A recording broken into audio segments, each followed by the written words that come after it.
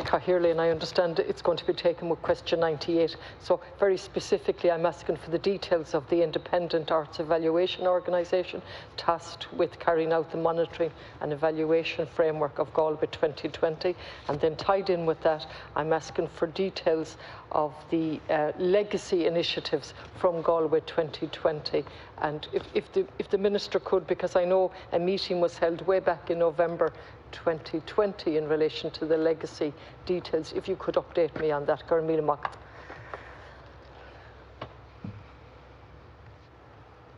So we're proposing to take those two questions together, Deputy. So the audience agency is the independent arts evaluation organisation tasked with carrying out the evaluation under the Galway 2020 monitoring and evaluation framework.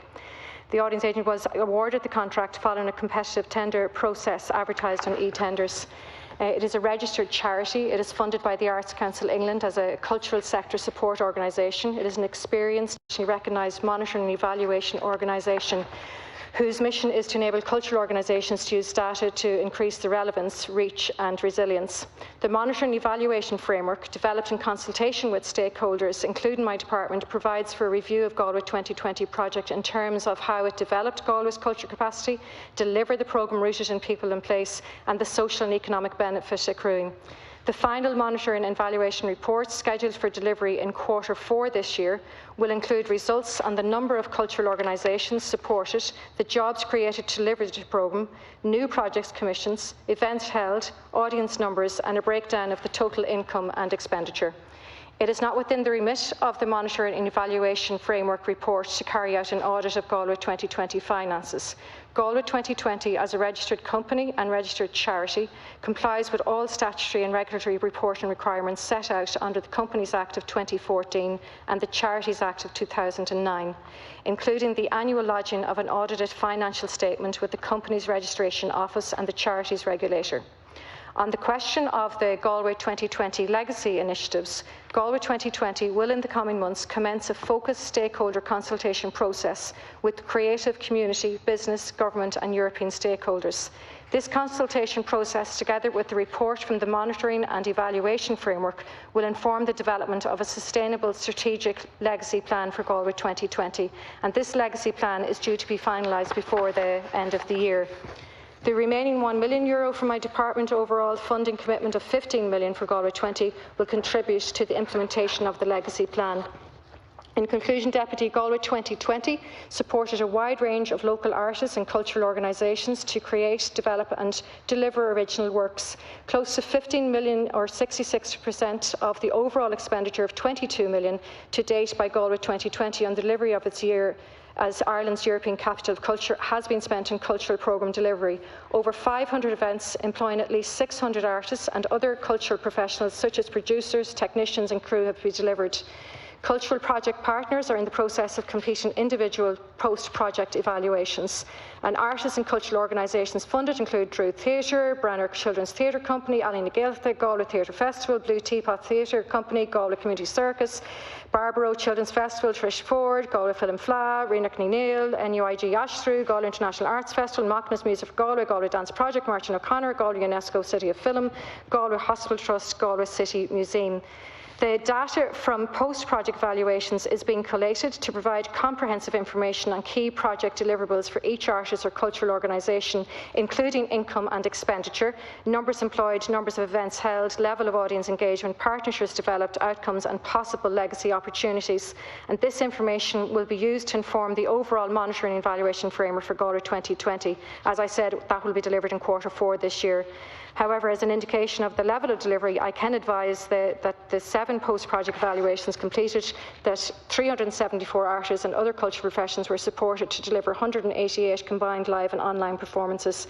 In addition, Galway Community Circus, as part of its projects, delivered 93 professional and 95 public training workshops. I think there's a little discretion, Chairperson, because there are 2 questions put together. Unusually grouped with yourself. Yeah, that's right. And I think the rule is there's a little discretion in going over the minute. So, Minister, thank you for this. And one of the advantages of being Lescancor is I have the answer. But you're reading from an additional answer that I don't have. So you might supply me with those, because I have a very basic answer here. I welcome that, and you've set it out. But I'd like all of those details.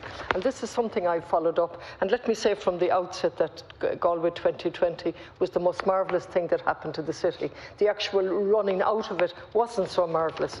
COVID certainly interfered with that, and bad weather. But separate from that, there were huge issues in relation to staff, legal proceedings, and absence of transparency and accountability, I would say.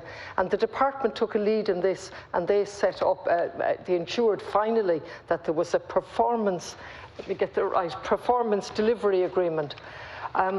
There was no question of a legacy. That was through pressure, including pressure from myself, when eventually a committee was set up to look at legacy. So the two questions have been put down here together.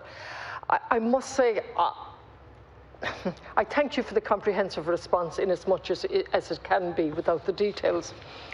Of course, the breakdown of the monies given, 15 million from the department in total, a substantial amount of money. We need to see the breakdown of that. Presumably that will come with the accounts, which I understand will be finished in June of this year.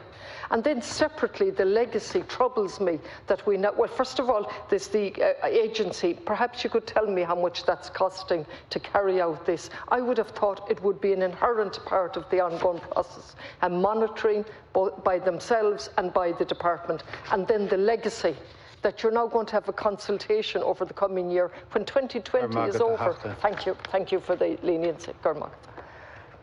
Deputy, I will supply that information that you're seeking in relation to the extra notes there. In relation to the legacy planning, as you know, is a key element of all European capitals of culture, and it's an important aspect, as you have pointed out, of Galway 2020. Legacy planning involves taking stock of learnings from the delivery of the European Capital of Culture, as well as incorporating the successes and building on these for the future. The Galway 2020 Monitoring Evaluation Report and stakeholder consultation that will be initiated later in summer and will feed into the development of that strategic legacy plan. And Galway 2020 is also working with a number of upcoming European Capitals of Culture initiatives, such as the possible inclusion of projects from Galway 2020 in their programmes, thereby creating additional opportunities for Galway 2020 artists and fostering sustainability of their careers, as well as contributing further to meeting the objectives of the European Capital of Culture programme. In relation to the performance delivery agreement, that between my department and Galway 2020 was signed on the 6th of November 2018. The agreement addresses the roles and responsibilities of the department and Galway 2020 in the provision and expenditure of the grant, as well as the key deliverables and performance indicators attached to the drawdown of the grant. And that performance delivery agreement will expire on the 1st of July 2021. While this is under discussion at present, the agreement will most likely be extended to year-end at least. In relation to your query about costs, that is something I can get back to, Deputy. And I think you may have another question, but if I know these questions are short, Minister, Deputy, and I'm quite happy to talk to you after this as well. Thank you, Minister. I suppose the best legacy that we would all like to see is a base of income for artists. And we think of the amount of money that's gone into 2020 and without a basic income for artists, and that's coming up later in another question, that would be the best legacy. In relation to buildings, I would love to see what we're getting from 2020. Has progress been made in relation to the Ampost building? I think it has. You might clarify that. And then we have a former industrial school which has remained vacant since 2009, although there's a dispute as to whether it was 2011. The former Lenaby, a wonderful site. Again, it's just sitting there, and that was part of the redress from the nuns, not a gift, part of the redress. But my problem with this is the legacy seems to be an afterthought rather than like the Irish language. The Irish language officer was an afterthought and the first person to be let go when the trouble descended on 2020. And I would have thought the legacy would have been an integral part of it, not coming from pressure from TDs and other sources when they finally set up a committee to determine what the legacy would be. Deputy, there's a number of questions there. It'll be difficult for me to answer them in the minute, but I am very happy to provide you with every information that you want and be as transparent as possible. And just in relation to that basic income guarantee for artists, I absolutely agree. That's a legacy, I think, and a lesson we're to learn from COVID is how to, and from Galway 2020, and what we missed and what we enjoyed is to support the arts. In relation to the An Post building, the redevelopment of this site is a matter for Galway City Council, and An Post, the site, as you know, is in the city centre of Galway and includes the city's central post office, as well as a number of buildings behind it that housed a former telephone exchange and now defunct sorting and storage offices. One of the vacant buildings in the complex on a laneway off the street was repurposed by the Galway International Arts Festival in 2019 and used as a temporary art gallery. A number of arts organisations participating in Galway 2020 also used for rehearsals. Under the An Post plan announced at the end of March 2021, a property developer will refurbish the existing post office, create a civic space, and will be free to use the rest for retail and commercial units. It is intended that while An Post will still own the land, the redevelopment will be on a very long lease.